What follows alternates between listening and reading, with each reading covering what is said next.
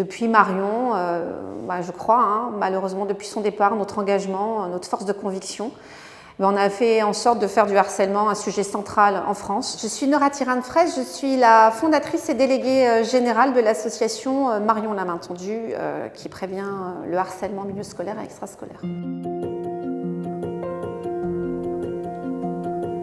Marion, c'était l'aînée de nos enfants, très drôle, très gentille, très empathique, une bonne élève avec des centres d'intérêt qui semble-t-il étaient différents, qui a subi des violences au début de l'ostracisme, c'est-à-dire des mises à l'écart dès la maternelle et l'école primaire. Et puis au collège, beaucoup de moqueries, beaucoup d'insultes, beaucoup de rumeurs, des coups également, jusqu'à ce que malheureusement elle mette fin à ses jours le 13 février 2013. À l'âge de 13 ans. Marion avait laissé une lettre dans un journal, un quotidien, où elle décrivait ce qu'elle avait vécu et en tant que famille, on a découvert ce qu'était le phénomène de harcèlement. En 2013, on n'en parlait pas. Et depuis Marion, je crois, malheureusement depuis son départ, notre engagement, notre force de conviction, on a fait en sorte de faire du harcèlement un sujet central en France. Moi, au début, j'ai démarré des interventions suite à la publication de mon livre Marion 13 ans pour toujours, où des enfants m'ont écrit en me disant « S'il vous plaît, venez dans mon école, je subis ce que subissait Marion ». D'abord, je leur demande s'ils savent ce qu'est le harcèlement. Chacune et chacun a le droit de donner sa définition. Et puis ensuite, on trouve une définition commune. On fait également du théâtre forum,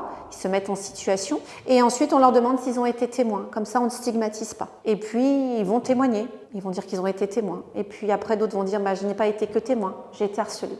Il m'est arrivé ça, est-ce que vous croyez que c'est du harcèlement? Ou je l'ai vécu, je l'ai dit.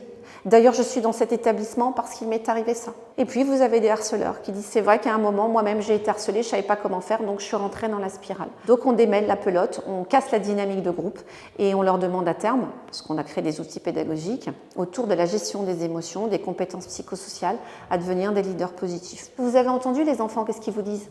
On n'y croit plus. On a besoin d'éducateurs, on a besoin d'adultes, on a besoin qu'on nous comprenne, on a besoin de sanctions, on a besoin qu'ils soient punis, ces gens qui nous font du mal.